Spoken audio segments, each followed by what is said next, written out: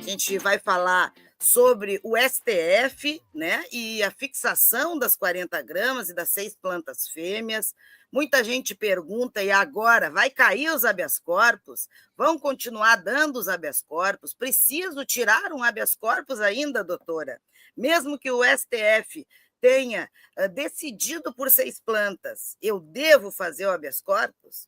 E também vamos falar da decisão do STJ, né, onde uma empresa entrou com uma ação para plantar cânhamo em escala industrial e, a partir disso, fazer medicamentos de CBD provenientes do cânhamo.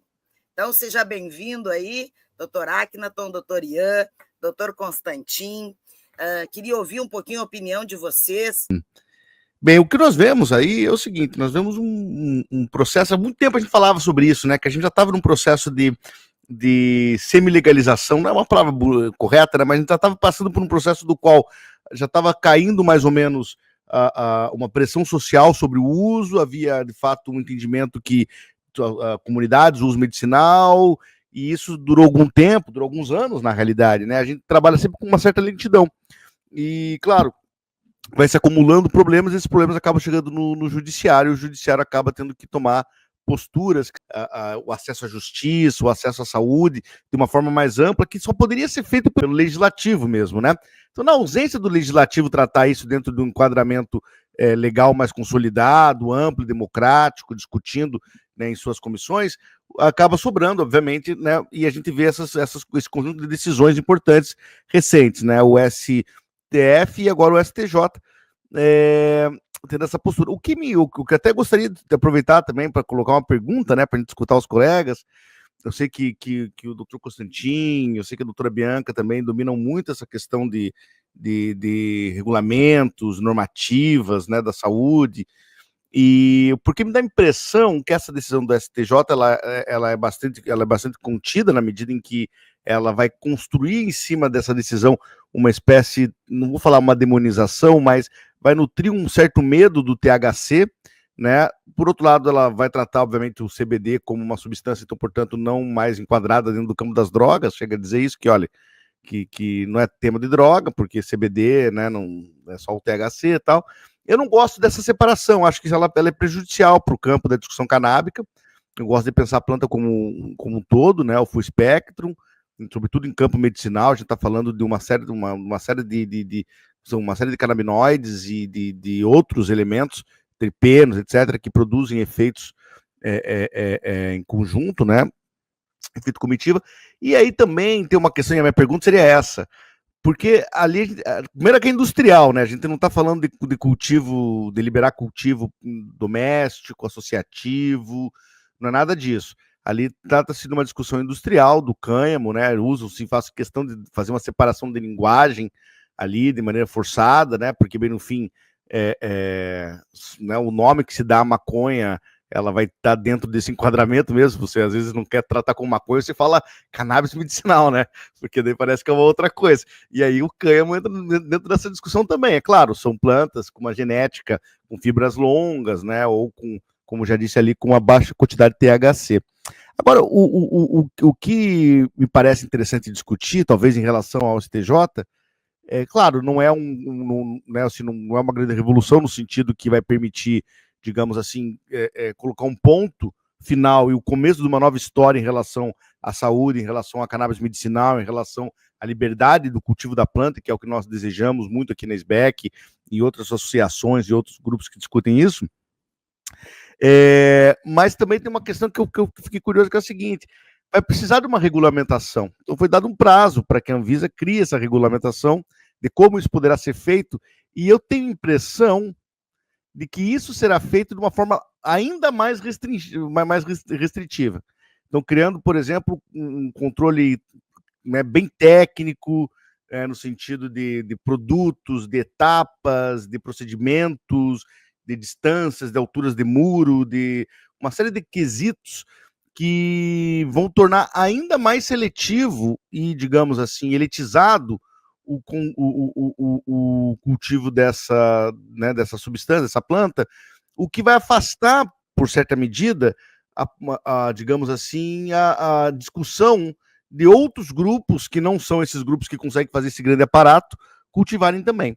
Então eu não acho que é um retrocesso, não acho isso não, acho que sim, a gente vai abrindo a porteira, quebrando os muros, quebrando os espaços, para que a gente possa, digamos, ampliar a liberdade da planta e a discussão da planta, mas ao mesmo tempo a gente pode ficar mais alguns anos, né, atrelado, por exemplo, a uma normativa, a um regulamento interno da Anvisa, que vai também ser utilizado, às vezes, ou estendido para outras interpretações, para outros espaços, que podem ser espaços associativos, que já têm habeas corpus e que já produzem óleo, e que já foi lá, já que foi regulamentado agora, essa regulamentação deve valer também. Então, eu também fico um pouco em dúvida em relação ao que será, porque nós não sabemos como que a Anvisa vai lidar com essa regulamentação. Então, até gostaria de escutar dos colegas aí que tenham, digamos, mais experiência nesse espaço. Eu entendo isso tudo que você colocou, né, Akhenaton, da questão da talvez demonização ou da separação, inclusive por nomes, né? Mas aí a gente tem um detalhezinho que aconteceu aí no meio do caminho, né? Que essa volta da inflorescência de cannabis à farmacopeia, né? E que essa volta pode causar nesse meio tempo. E como, né? A gente sabe que para diferenciar, muitas vezes a gente precisa pegar a flor e testar, ver qual é o percentil, né? Se está dentro do 0,3, se passou de 0,3, como que vai fazer isso tudo, né? Isso é um são pontos, né? Que pode chegar, olhar para a planta e falar, e aí? Se é macho ou se é fêmea, o pessoal consegue até discernir de maneira mais fácil, como foi colocado lá no acórdão, né? Que são as plantas fêmeas e tal. Mas e a questão do percentil? Como será que vai ser feito isso, né? Tudo isso precisa de regulamentação e precisa que eles avancem nesse ponto, né? O que vocês acham disso? Deixa eu só botar um ponto aqui antes de passar para o Constantinho e para o Ian. Eu estava revendo uma aula da nossa pós-graduação. Eu gosto de rever para ver onde é que eu posso ter errado durante a aula, né? Então, eu estava vendo a primeira farmacopeia na aula de... Os alunos aí podem procurar a aula de normas infraconstitucionais.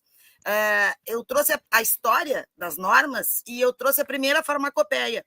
E na primeira farmacopeia, em 1926, já vem como cânhamo.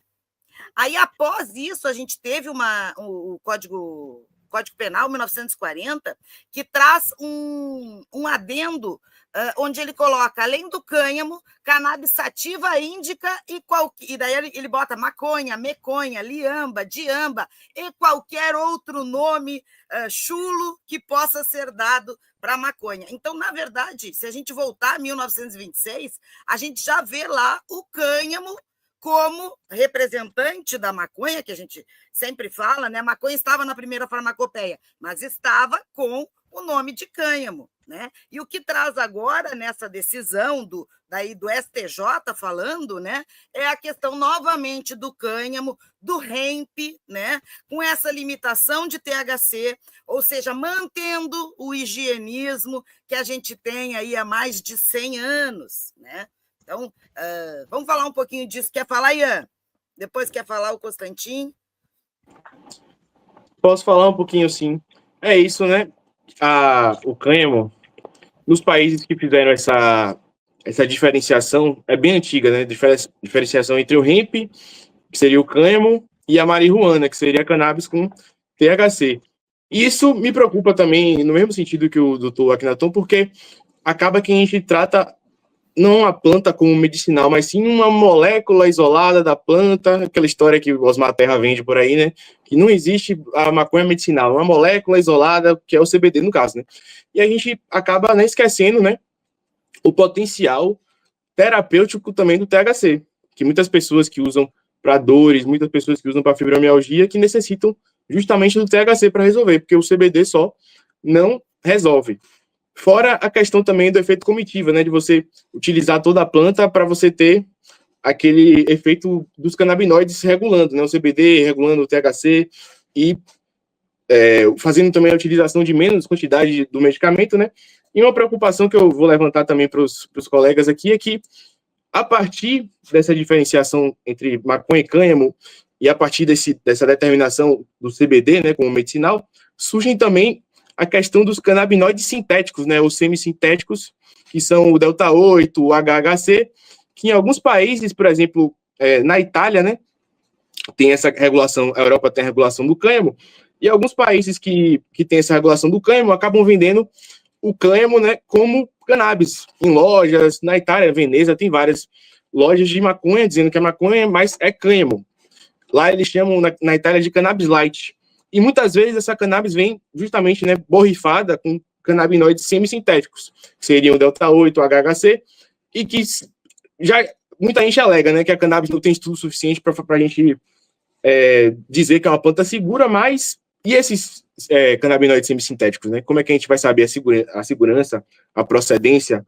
Quando houve o boom das flores aqui, né, a partir da RDC 660, muitos dos produtos importados pelos pacientes, né, vinham justamente com esse delta-8. E eu tenho até um potinho aqui, deixa eu pegar.